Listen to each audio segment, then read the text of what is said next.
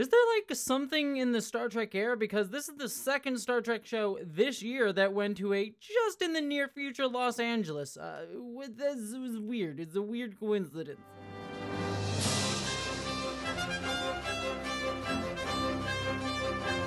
Hello interwebs and welcome to my review of the latest episode of the Orville New Horizons, this time Season 3, Episode 6, Twice in a Lifetime, and for not the second time in this lifetime, but probably the fourth or fifth with these Orville reviews, I'm not appearing on camera right now. My face is all still puffed up, so allow me my dysphoria a little bit longer. But let's talk about this episode, because again, this was another deeply impressive Orville episode. I'm just going to say it, this season at this point is just fantastic. I have really loved this show so far, and I think it is just knocking it out of the park pretty much every time, outside of one or two episodes that I didn't love, because this is just another fantastic episode of this show, and I really adored it.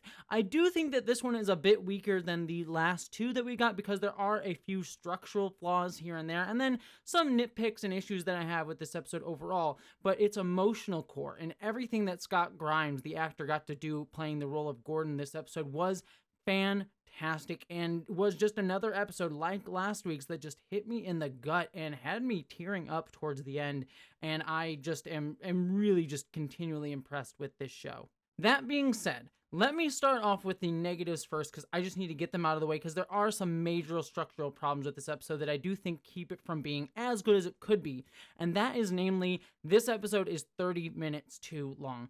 I have seen this be a recurring problem this season. The episodes have been around an hour long, and I felt that most of them could have been cut back to 50 or even 45 minutes, like kind of being like a standard length Star Trek The Next Generation episode, and probably have been, for the most part, better for it, but it didn't necessarily stick out as much to me in prior episodes as it did in this one, because the first 20 minutes of this episode, I do enjoy what we get to see, like the moments with Gordon's party, and we get a little reminder of his sort of infatuation with the girl from season 2 who he had the cell phone of. It was nice to get a reiteration of that.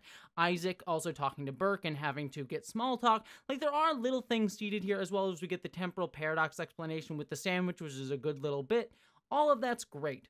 But I just think you could have condensed it and made it a lot faster and just got to the meat of what this episode was trying to say a hell of a lot quicker, because really, we don't get to go back in time and back to Los Angeles and deal with the actual brunt of the story until 20 minutes in, and honestly, I feel like you could have just cut it down to 5 or 10 and been all the better for it. Like, I think probably the most obvious example of this would be just cut the action sequence. The action sequence looked great, it was cool, but honestly, was completely unneeded for this story, and you could have just cut that down to a 2 or 3 minute thing and just moved on to what this story was. So that was a problem. And then I'll sort of jump to the end here too. It's the same problem at the back half of this episode, because the last 10 minutes of this episode are also unnecessary, because then we have them like jumping forward and doing this whole time travel thing, and it goes on for about 10 minutes. And honestly, I don't see why they didn't just have the device not get broken and just have them go like, all right, and we're going back to the future. I understand that they probably did that so that the device wasn't working anymore, so they don't have to deal with time travel when they get back to the present. But I think you probably just could have done that with them having gone back the third time and it been destroyed then. So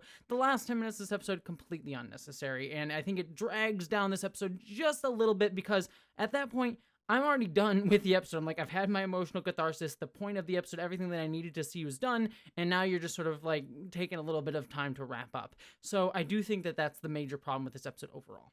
That having been said though, the actual core meat of this episode, the 45 minutes once things get going, is truly great. Scott Grimes as Gordon here, I think, did a fantastic job selling the emotional heart of this episode, because it does what I think are some of my favorite type of Star Trekian type stories, which is present you with an ethical conundrum, but make it unclear of which side is actually right or not. Sometimes when we get into Star Trek stories, there's like an ethical conundrum and you're like, okay, I know clearly which is the right and which is the wrong. Here, I actually don't know what the right or wrong choice was. There's one that I think I would have sided on myself personally, but I definitely understand the other side of it, and that is namely, the characters go back in time and they try to rescue Gordon, who had been sent back to Earth in 2015, and they arrive 10 years too late in 2025, and he has built a family.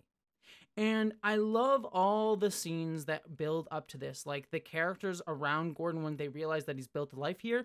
that are angry at him because he broke temporal law. But then as we see later on, Gordon's saying, like, what was I supposed to do? I lived in a cabin by myself for 3 years. I murdered animals. And I like the subtle little hinting there that veganism is a sort of norm in the future, that no one eats actual meat in the future. So that was a cool little aside there. And by the way, I say that not as a vegan. I am very much someone who likes to eat meat, but I did like that representation of veganism as a ethical norm in the future. I thought that was good. But regardless, I understand why Gordon would do that. I mean, I'm thinking back to like other Star Trek like things. I mean, Star Trek First Contact, the characters were ready to blow up the USS Enterprise and land on Earth and live out on Earth, and they made the plan that they were going to go to some island and live out the rest of their time on an uninhabited island.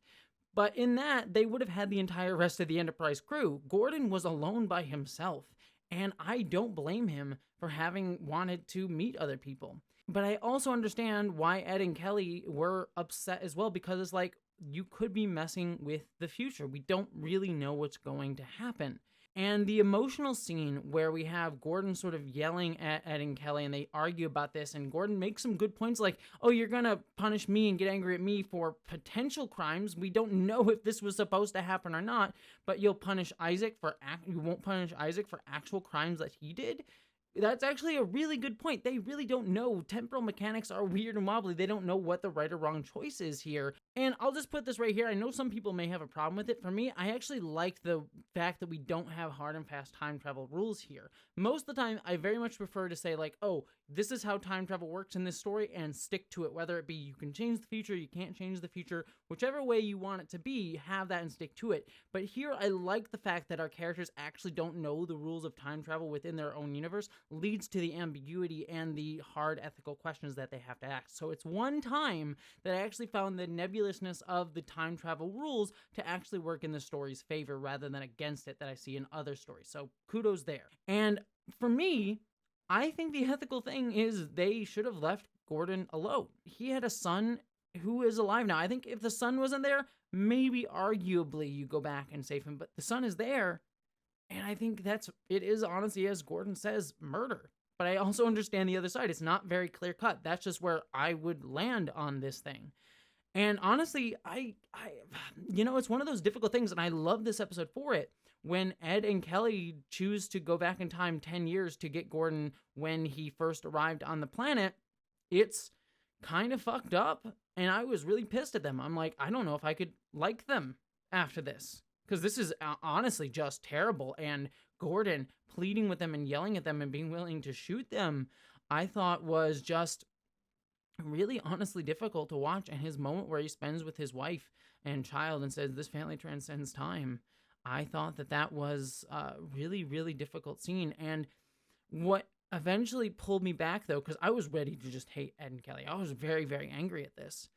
But the scene at the end where they meet up with Gordon, who they rescued at 2015, and he forgives them. The forgiving isn't necessarily what makes me okay with everything. What I liked seeing was Ed and Kelly being upset by this, clearly being like, I don't feel good about what we did, and them wrestling with that. And I think that is what sells this moment for me and humanizes Ed and Kelly. Because if it had just been like they chose to do it and there was no wrestling with that, because we didn't really get to see them wrestling with it up to that point, I would have been much more upset with them. But the fact that we got that moment, I think, really is what sells it for me with this storyline. So everything there I thought was just truly, truly wonderful. I should also mention Gordon's scene with his wife where he tells her everything and she believes him, and is also a really sweet, sweet scene. And I just love seeing their love, and it really sells the heartbreak of the episode later on. My one concern with this is a little bit to do with ethics, because Gordon fell in love with her through her cell phone in the future, and this is the same girl. It is a little bit ethically dubious that he kind of sought her out and found her and used information that he knew about her from the future in order to date her. I do kind of have a problem with that. that is kind of a little bit messed up, and I think it should be called out, and I wish the show had called it out as well. They kind of skirt around that and don't really talk about it too much. It is one choice that the episode makes that I was just kind of like, I would have much preferred if Gordon had been dating someone else rather than the same girl that he'd been dating before. So that is very creepy, and I honestly felt a little bit uncomfortable about it. I was able to get past it because the meat and heart of this episode was good enough for me to sort of ignore that aspect of it, but it was a problem that I had while watching the episode. Now, one other storyline that happened this episode that I have to talk about too, that I have a little bit more mixed feelings on, but overall I'm very positive on, was the Burke and Isaac storyline, where Burke and Isaac are trying to get this MacGuffin. They need whatever resource in order to time travel again. It's just sort of a thing to get them to go on an adventure together and have Burke start to humanize Isaac to a degree in her eyes. Now, I did like seeing the actor who plays Isaac looking like a human. I think we've seen him before in a previous episode of the Orville, but he does such a good job being Isaac even without the suit. I mean, I'm sure the suit has to help his acting when he's moving like a robot, but he still pulls it off very much without the suit as well, and I think he just does a great job when we see him. Outside of it, really sells the robotic nature of him. And his scenes with her and him and Burke are really, really great. They have some good moments together, and you start to see like, oh, maybe they're going to bond. But when Isaac starts to say thank you for her saving his life, she's still not ready because of what she lost. And I did like seeing that, her unable to get past that trauma, but her softening a little bit. And I think this is just the arc that they're having her character go on with Isaac this season, in that it's not going to be a prejudice that she gets over right away, but it is one that she's going to work through. And I like that that is a storyline that is not going to be resolved in a single episode, but is going to take a season, if even by the end of the season we see her get over it. And I doubt she ever completely will, but I do just like seeing that development. However, that being said, I do have kind of a rose and a thorn here with a little bit of the storyline, because I kind of called this back in the season premiere as well, where we get the confirmation that the girl who died in the past, in the attack by the Kalons, was actually Burke's romantic interest. I don't know if she actually said that they were actually partners or not, but clearly romantic interest. And I like that that is made pretty explicit here, but it's still weirdly worded in a way that's like, I don't know why they didn't just say partner, because it's made clear, I think, in the way Burke says it, is like, oh, I could have seen spending the rest of my life with her, but it's worded in a way that just read a little bit like, oh, are you not exactly going to say it for your audience that she's actually gay? And it's one of those weird things where I feel like 99% of the audience will not miss that fact, but it just, the way it's worded, it's like, I think you could have just made it clearer. And it just reads a little bit like skirting the LGBTQ representation a little bit for me. And I don't think that that was necessarily the intention. I think the intention was for it to be explicit representation. It just reads a little bit, again, this is as someone who's dealt with a lot of like seeing queer coded characters not being made explicitly queer. It's just one of those like, I think you could have just made it a little bit clearer, and I think it would have waged a lot of my worries there. But I don't think that the goal is to not have her be LGBTQ. So I think that that is going to be clear, and as long as they make that clear going forward, I'll be fine with it.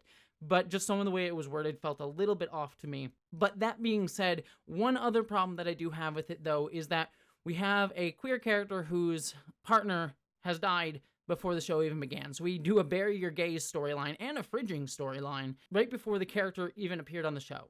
And I'm just kind of disappointed that, come on, the one explicitly queer character that we have here in the Orville is not, has a bury your gays storyline right off the bat. That's a bit frustrating for me. And I'm just sort of like, do we really have to do that again? Do we really have to have a queer character defined by trauma and defined by losing a loved one? Just a bit disappointing in my book there. That being said, I am glad that we do have an explicit human queer character. That is something that I have kind of been mentioning a few times throughout these reviews, so I will say I am pleased that she's a character who is LGBTQ and explicitly queer in this show. So that is a plus. I do think that just some of the ways that they chose to do it here was not great. But on the whole, her and Isaac's storyline this episode, I do find to be really, really good. Also, just some lines that came up here and there that I thought were really wonderful. Like the moment where Ed and Kelly are talking about socks, that got me a laugh. all the stuff with Isaac sort of misinterpreting things when he's going around with Kelly and them battling the bikers and stuff. That was all good. So I like seeing some of the humor come back in this episode. So to wrap this out, I think overall this was a fantastic episode. Everything to do with Gordon, truly great. Most of the stuff with Isaac and Kelly, my LGBTQ concerns aside, I think was also really solid. And my probably biggest problem with this episode is just the fact that it's 30 minutes too long. It really could have cut that fat and been stronger for it. But on the whole, another fine episode of The Orville. That's my thoughts on this one. I'd love to hear all your thoughts in the comments below. Do you agree with me, disagree with me? I'd love to hear all of that. Thank you so much for watching, and I am very much looking forward to talking with all of you about Star Trek Strange New Worlds. Its finale is this week, is actually today, so I've already seen it, so check out my review with that coming up very soon. I am so excited to hear what you all think of that one. Beyond that, I will talk to you soon. I hope you're all taking care of yourself and live long and prosper.